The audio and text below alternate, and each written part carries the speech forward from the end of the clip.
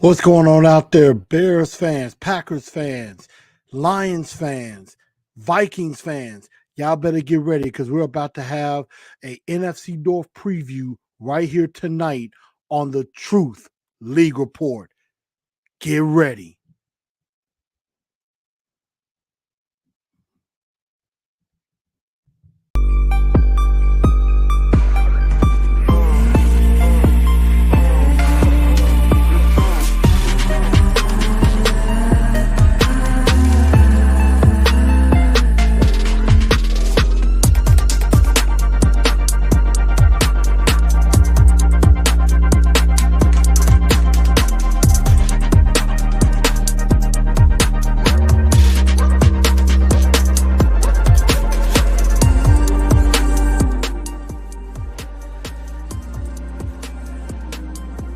What's going on, football fans? How's everybody doing? Welcome in to a new edition of the Truth League Report. I am Blue Enforcer, aka The Truth. And as you can tell, I am a huge Tennessee Titans fan, but I also love the NFL. So I love talking football. So tonight we're going to definitely do some football talking as we are going to talk all NFC North, excuse me. You could definitely go back and check out the AFC North preview if you want to do so. Also here on this channel and wherever you get your podcast. Definitely make sure you follow me on Facebook, on Twitter, and on Instagram as well. And definitely make sure you subscribe to the channel if you haven't already. Hit that subscribe button and also ring that bell and hit all so that you know all of the notifications of any shows that are going to be coming out. And also make sure you hit that smash that like button too. Also, definitely let me know if you like the show or not. And then, of course, like I spoke of before, it's going to be on all the podcast platforms: Spotify, iHeartRadio, Apple Podcasts, and Google Podcasts. So you can catch Titans and Truth or the Truth League Report anywhere you get your podcast needs from. And make sure you go ahead and you go on there, give me a rating, definitely download, let me know what you think of the show and everything, and make sure you follow it as well. So if you go by podcast mainly, definitely do that so that way you know when new episodes are coming out.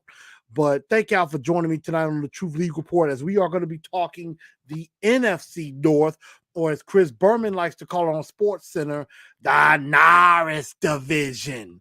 And we know it gets definitely interesting in the NFC North because these teams don't like each other very much and would love nothing more than to knock each other off, especially one of these teams knock off maybe the Green Bay Packers, who have reigned supreme in the NFC North for many years. Could the Vikings close in on them? Skull, skull for all my Viking fans out there. Or is it possible that even though a lot of people do not expect anything from the Bears, maybe they bear down and maybe find a way, see what happens with Justin Fields at quarterback, and they have, of course, a new look front office. And then, of course, the pride, the Detroit Lions, can they build something with Dan Campbell as coach, Jared Goff at quarterback? Can they build? So that's the questions that we're going to be asking, and we're definitely going to talk about it. So make sure y'all join up with me. Of course, again, super chats are also appreciated as well. So when you get this up, when you take a look at this episode, just let me know what you think of everything. Make sure y'all leave me a message in the comments. Let me know what you think. But let's go ahead and get started. We're going to talk about each and every team in depth and some questions that maybe I have and who I think is going to win this division. I'll give you my schedule by schedule predictions. So let's first kick things off with the pride, the Detroit Lions. Of course, me being a Leo, I am a Lion, but I definitely give some respect to the Detroit Lions. Ford Field, as you see in the graphic, a beautiful stadium there in downtown Detroit. They went 3-13 last year, I believe, in Dan Campbell's first year as coach. But they definitely got some impacts from the rookies, mainly Amon-Ra St. Brown. And also, Dan Campbell's trying to grow as a head coach. We know he has that old school mentality of just we're gonna be physical all over the place, we're gonna run the ball, and we're just gonna beat people up. Kind of similar to Mike Mularkey, how he was with my Tennessee Titans at one point. Kind of had that old school mentality, but you kind of got to bring it to the new school a little bit. And Jared Goff, Jared Goff maybe try to take some steps forward into being a good quarterback, or at least close to being a franchise quarterback for this Detroit Lions team. Now they're bringing him back. He threw for nearly almost 3,300 yards, 19 touchdowns, 8 interceptions.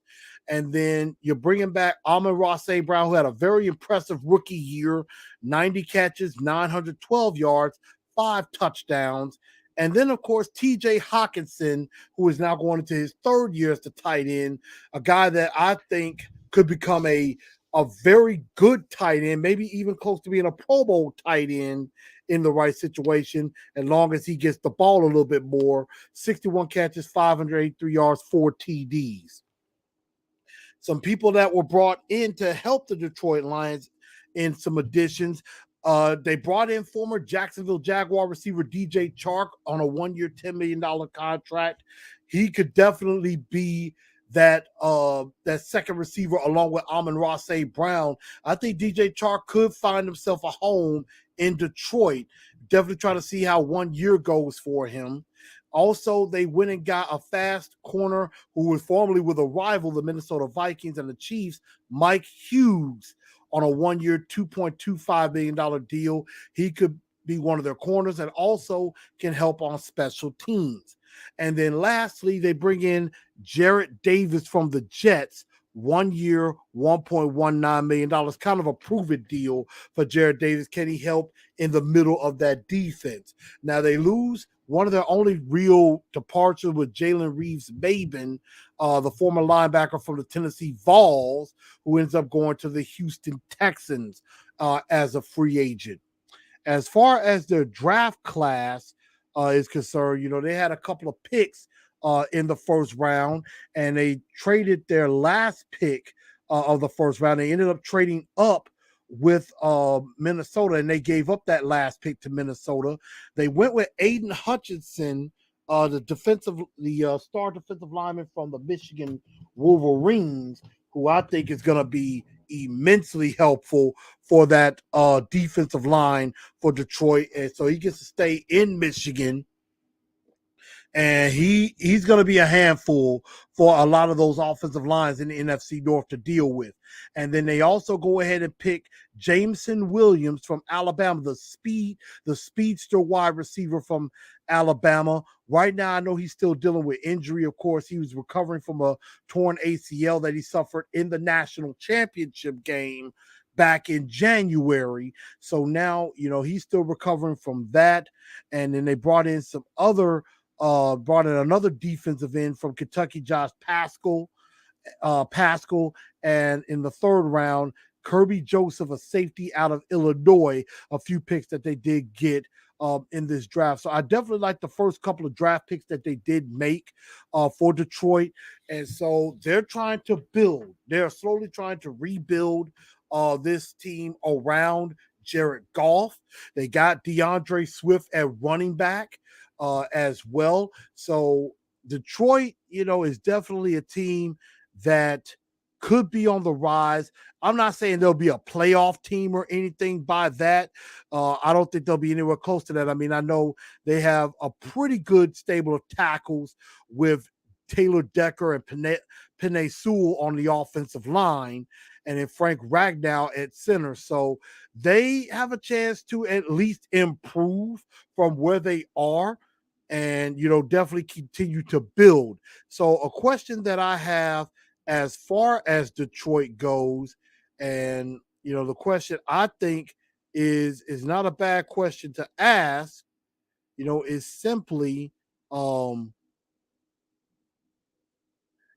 one, is Dan Campbell the right coach for this football team? That is indeed the question. Is he the right coach for this football team? We know he's He's no nonsense. He's gonna tell it. He's gonna wear his heart on his sleeve. He's gonna tell you exactly like it is, and he ain't gonna hold no punches. Is going.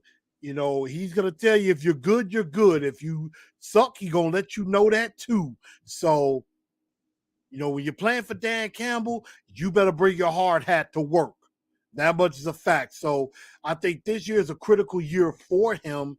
And if they can at least make some improvements, win a few more games, then maybe that's at least a stepping stone for him going forward as they're slowly trying to build around Jared Goff.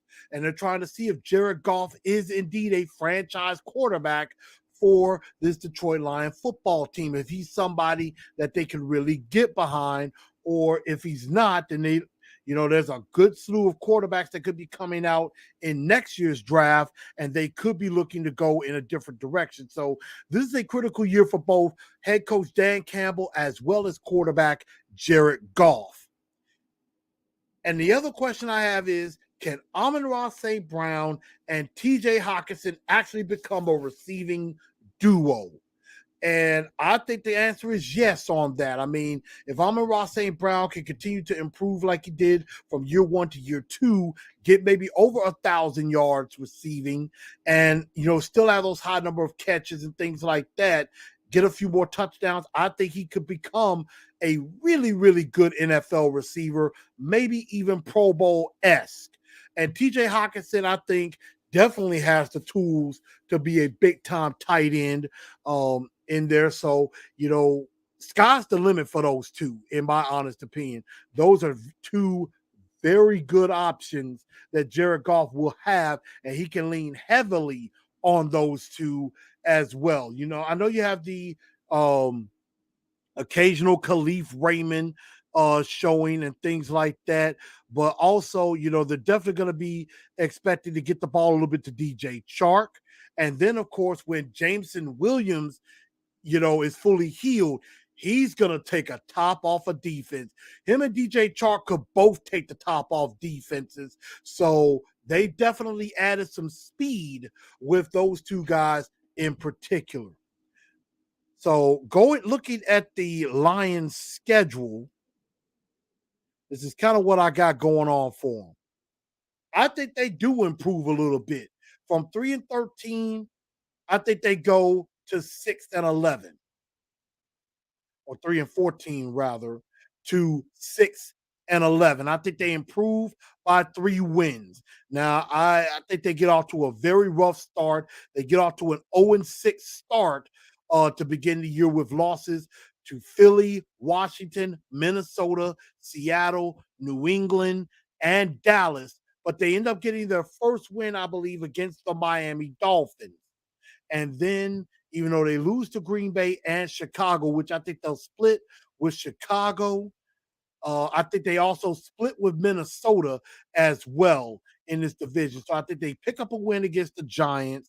After they lose to Buffalo, I think they start to get on a little bit of a roll. They pick up some wins with Jacksonville, Minnesota, and the New York Jets.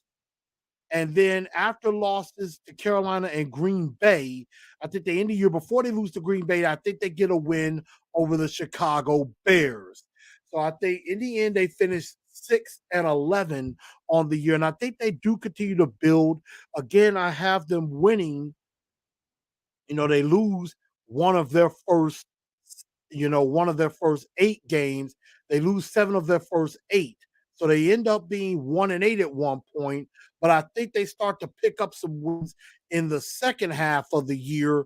And I see them getting 5 wins in their last 9. And that's where they get to 6-11 on the year. So I think Detroit does have a chance to at least improve. Very much so. So, Lion fans, what do y'all think? Am I right about that? Do they improve? Do you think they could win more than those 6 games? Or if you think they would win less than those 6 games, let me know in the comments section. But now we're going to get ready to move to a city that's a little near and dear to my heart a little bit. And that is a place I like to call the Windy City. We're going to Chi-Town, to Soldier Field in Chicago, in the Windy City of Chicago. They went 6-11 last year with Justin Fields at quarterback. I know they had Andy Dalton also in there as well. Justin Fields, of course, one of his biggest impacts is his development into a being a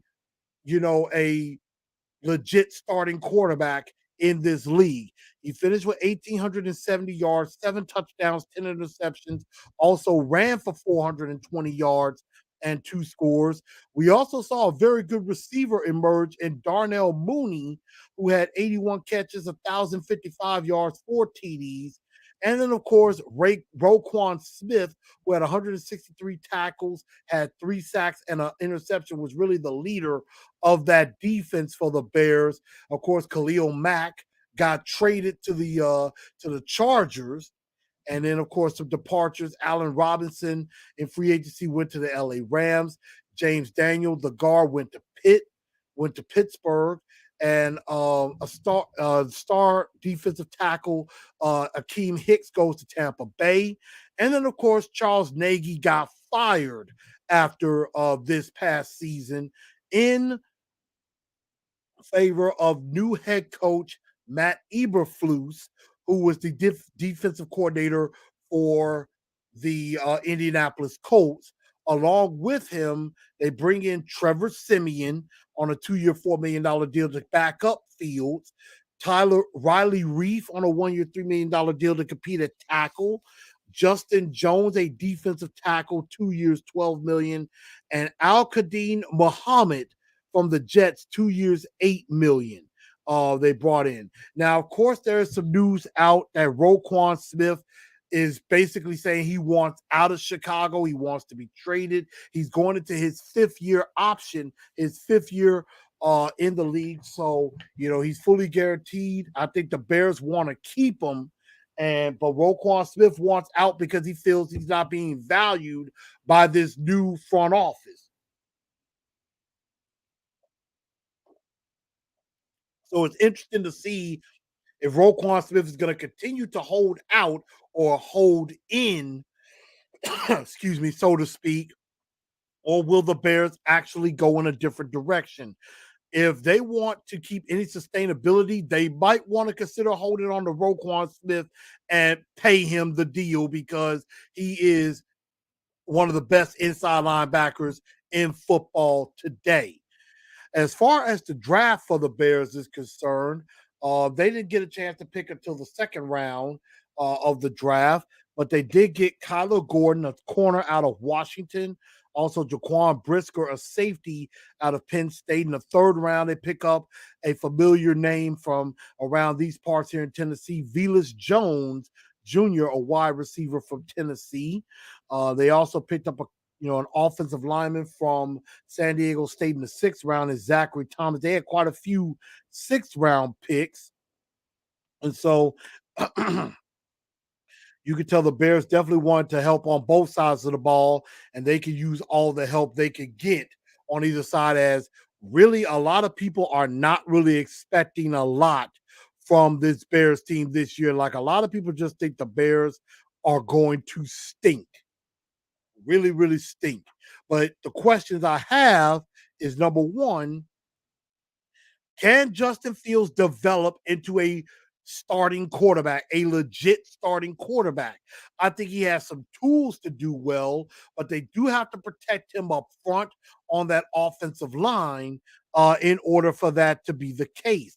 So, I mean, if they protect him up front and everything, then they definitely do have a chance he does have a chance to develop into a very good player.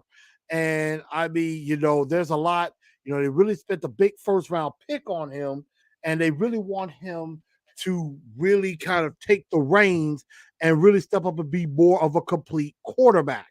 And he got sacked 36 times last year, and so that doesn't help either when you maybe don't have the best offensive line in the world. So that's something that definitely has to be improved upon, not only by him but by the front office, trying to get him some help up front um, with that. So, you know, I see Riley Reef, of course, now brought in to be the right tackle. They've moved Telvin Jenkins inside it. He's another guy that, you know, I've heard could possibly be on the trade block as well. So that offensive line for the Bears is a real question when it comes to helping out Justin Fields.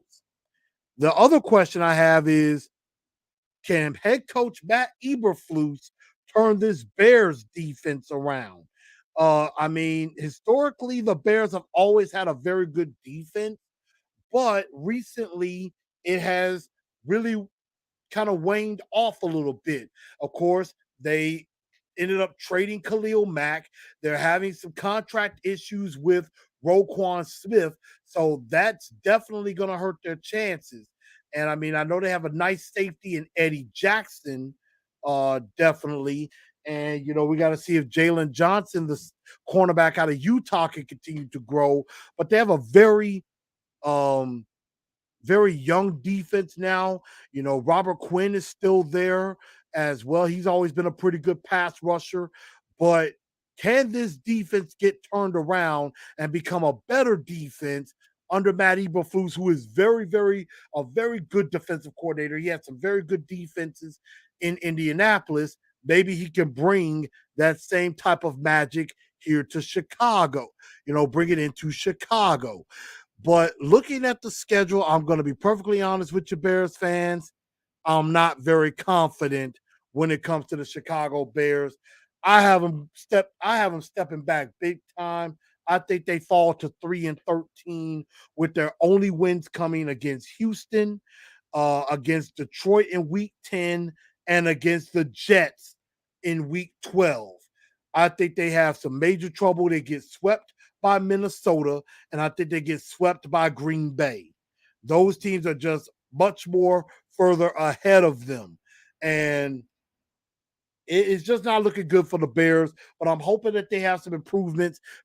I do have faith that I think Matt Eberflus is going to have that defense a lot better than people think. And can Justin Fields develop and take that step to being a more franchise quarterback for this Bears team, somebody that they can build around? So that's the questions that I have for this Bears team. Again, I'm not an expert. I have friends who are Bears fans who will probably look at me crazy, or they may even tell me I might be correct on something.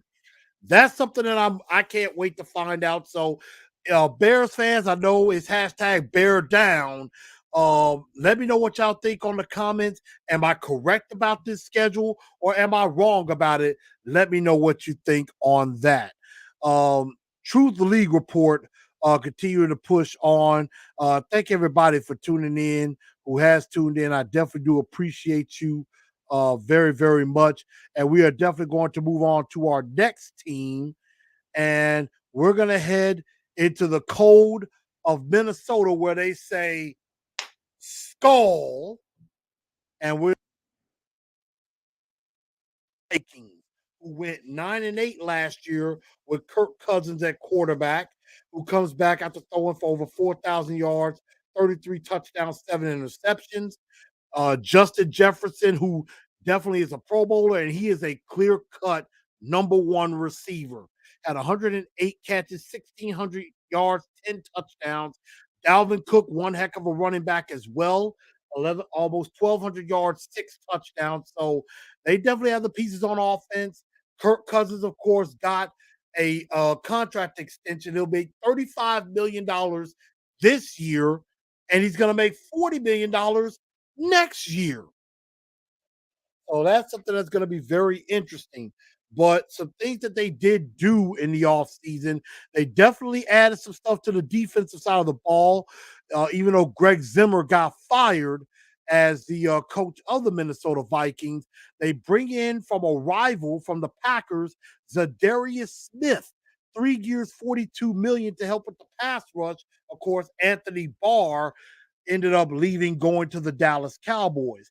They also brought in former Bills defensive tackle Harrison Phillips 3 years, 19.5 million, and also linebacker Jordan Hicks, 2 years, 10 million, to help on that defensive side of the ball. And they hired new head coach Kevin O'Connell, who was the offensive coordinator for the Los Angeles Rams under Sean McVay. Along with Barr leaving, some departures, Tyler Conklin, who was definitely a very decent tight end, ends up going to the Jets. Mason Cole, their center, ends up going to Pittsburgh, and safety Xavier Woods goes to Carolina. And of course, the aforementioned head coach Mike, I'm sorry, I said Greg Zimmer, Mike Zimmer, excuse me, ended up getting fired. So definitely forgive me for that typo right there, Vikings fans, when it comes to that. Blame my brain, not my heart on that. So definitely heading into a new era with a new head coach. Here is the draft class for the Minnesota Vikings that they had. They ended up getting that last pick of the first round from the Detroit Lions in a trade. I think they also got a third round pick as well. They ended up going at safety with Lewis Seen from Georgia, and then they followed that up with a corner by the name of Andrew Booth Jr. from Clemson, who I thought could be a pretty good corner for this team, playing behind Patrick Peterson and Cam Dantzler. Also in the second round, they get Ed Ingram, a guard out of LSU. They went and got another corner later in the fourth round as well. So they're definitely trying to beef up that defense. And they also got Ty Chandler in the fifth round from North Carolina. I believe that is a name very familiar to Tennessee fans. He was a former Vol, ended up at North Carolina and finished his career there. Now he'll get to be behind Dalvin Cook at running back. And they also went and got Jalen Naylor, a wide receiver from Michigan State in the sixth round. So I think that might not be a bad pickup for them as well in Minnesota. So definitely not some bad, definitely some pretty good picks from the Minnesota Vikings as far as building up the draft class. But the question I have is, and this is before I found out about the contract, with these 2 years, is this Kirk Cousins' last chance to really bring home a winner? I mean, the Minnesota Vikings and the Green Bay Packers, it's kind of like Michigan, Ohio State in a way. For Kirk Cousins and Minnesota to really be defined, they've got to put a dent and hurt Green Bay. They have at least got to get close to competing with Green Bay for the division title. That is how they're going to be defined. So, Kirk Cousins, of course, has made a whole lot of money, but hasn't gotten them far in the playoffs. I mean, they've gotten in the playoffs a few times, but have they really had that success against Green Bay? The last few years, Green Bay has dominated the NFC North, and that's just a fact. And so now, can Kirk Cousins put a dent in Green Bay and take a shot at winning the NFC North? That's going to be the question. And second is what to make of this new look Vikings defense. Because now the Vikings under Zimmer was playing more of a 4-3. Now they're going to a 3-4. Now they still have, again, they bring in Zadarius Smith and also Harrison Phillips. You still got Daniil Hunter, who has been coming back from injury, who is still one of the better pass rushers in the league, without a doubt.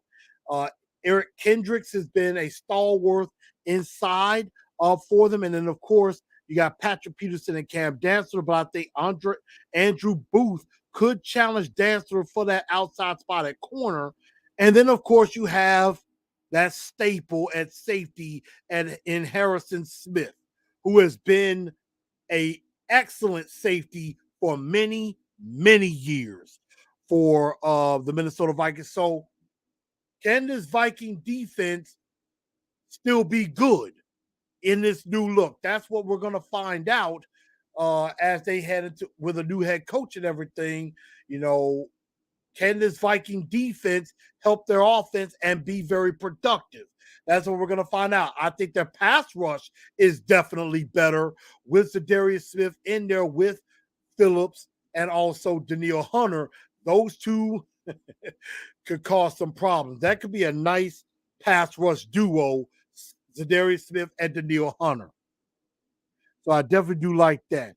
But as far as the records are concerned, I do have Minnesota doing a little bit better.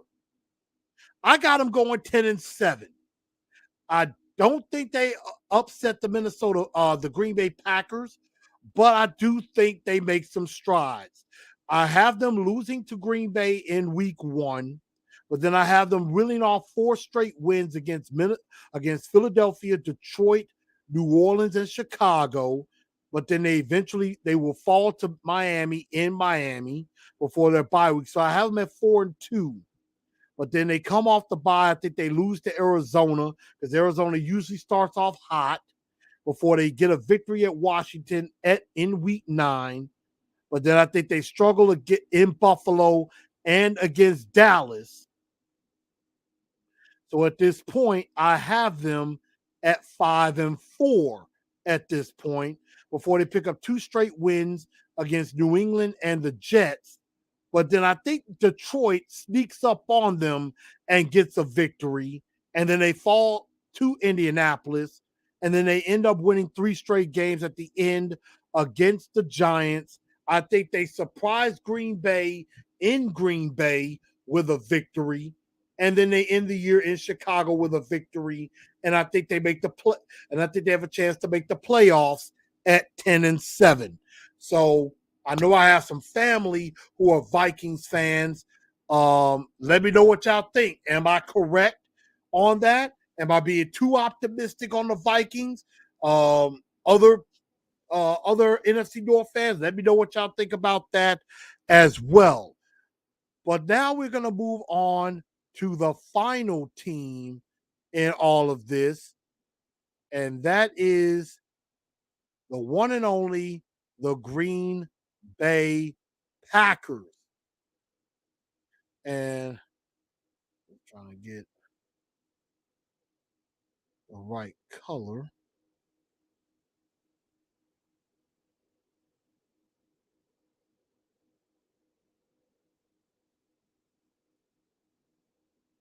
There we are. So now we're going to move on to the Green Bay Packers now. And, the Packers are definitely going to look a little different because of a certain wide receiver that is now gone. Of course, they were 13-4, won the NFC North. They ended up falling. In. Let me see. Give me just a moment. I can remember. I know they fell in the play. They fell to San Francisco. That's right, in that snow game. They fell to San Francisco in the divisional round of the playoffs.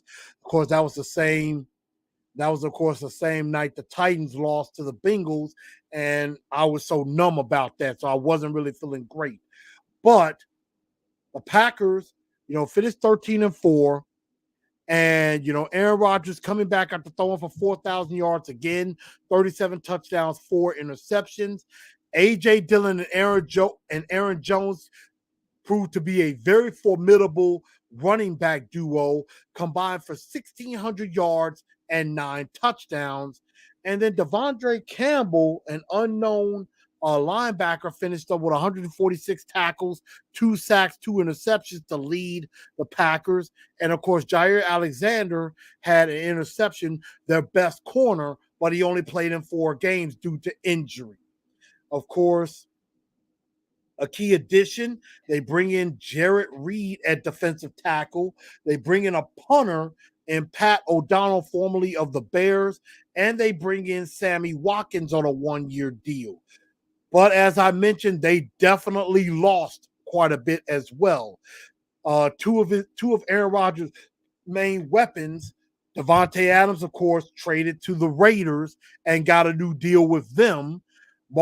Marquez Valdez Scantling goes to Kansas City, And then Zadarius Smith defensively goes to the rival Minnesota Vikings.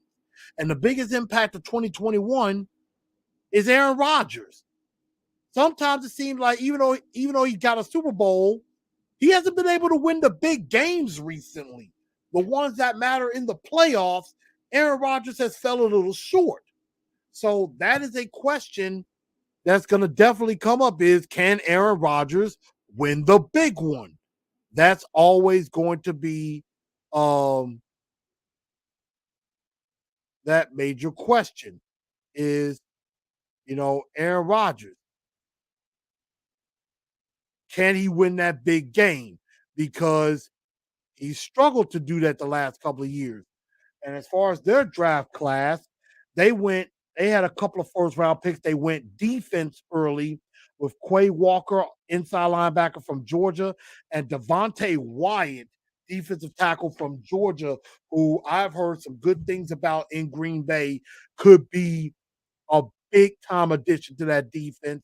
They, of course, added Christian Watson, who has looked good, the wide receiver out of North Dakota State. They also added Romeo Dubes, the speedster from Nevada, in the fourth round. Zach Tom, an offensive lineman in the fourth round as well, who I was looking at for the Tennessee Titans. Definitely a pretty good pickup. So they definitely went with wide receiver in a couple of spots, but they also went ahead and did some things defensively as well. So I definitely like some of their picks in the beginning of the round, in the beginning of the draft. And they got a couple of mid round picks that I think could be very, very good. So the question I have for Green Bay is, who is A-Rod going to rely on now that Devontae Adams is gone? Who is Aaron Rodgers going to rely upon? Who is he going to go to, now that Valdez Scantling is gone, Devontae Adams is gone, and you're going to have basically maybe Christian Watson, Amari Rogers. You got some young guys, even though they still have Randall Cobb and they got Sammy Watkins, a couple of veterans. They may be dependent on some young guys to step up into bigger roles with Devontae Adams gone. So that's going to be the question. Who is Aaron Rodgers going to rely on while Devontae Adams is now gone? And the other question is, can the Packers win in the playoffs when it really counts? I have no doubt in my mind, I'm going to go ahead and say it. The Packers going to win the division. I mean, I just think they will win the division until somebody else steps up and takes it from them. I just think they're going to win it. The question is going to be, can they make a run in the playoffs from winning the division to getting back to the Super Bowl? That is going to be the major question. And right now, I don't have the answer to that yet. But speaking of the schedule, I have them going 12-5. I think they do it again. I think they start off hot with victories over Minnesota and Chicago. I think they do fall to the Tampa Bay Buccaneers in Tampa Bay, but then I have them wheeling off 4 more straight victories after that to get to 6-1 with victories over New England, the Giants, the Jets, and the Commanders. So I have them at this point 6-1 before they do fall to Buffalo, and then they beat Detroit. And at this point, they are 7. They're going to be 7-2 at this point. Then I think they do fall to Dallas, so it makes them 7-3. But then I think they do beat the Titans, unfortunately. Although I would like the Titans to win that game, but I do think they beat the Titans. They beat the Eagles and the Bears. And then after a loss to the Rams after the bye week, I think they beat Miami and they beat Detroit, but I think they lose to Minnesota. But they do beat Detroit, and they end up being 12-5. And so I just think until somebody else takes this division from the Green Bay Packers, I think this is the Packers' division to lose. Until somebody else decides to step up and take that division from them, I think it's the Green Bay Packers division to lose. Um, So those are my thoughts really on the NFC North. Uh, I want y'all to let me know what y'all think in the comments section. Did I get it right? Did I get it wrong with these division picks? Let me know what you do think about that. Again, if you haven't subscribed to the channel, please do so and hit the bell as well. And also smash that like button as well. So, I definitely do appreciate everybody definitely tuning in to the show and definitely giving me some feedback. Let me know what y'all think of the show. If you like it, or if you don't, let me know what you think about that. Definitely shout out to my auntie Cooper, Miss Pat. Thank you for your support. I know you a skull, so cheers to that. And also to my uncle Mick. I know he's a big Bears fan as well. So shout out to you and everybody. And so I thank everybody for tuning in to the show. Make sure y'all also subscribe, download on these podcast channels so that you do get that if you are not able to get onto YouTube. But I definitely do thank y'all for tuning into the Truth League Report. I am Chris, aka Blue Enforcer, aka The Truth. And again, make sure y'all share out this show. And also, if you haven't, go ahead and go back and take a look at the AFC North as well. I did a preview on that. I've also done previews on the on the AFC South and the NFC South as well already. Next week, we're going to head east. We're going to talk about the AFC East and the NFC East next week. So thank y'all for tuning into the show. And y'all have yourselves a very, very good night. And football is back.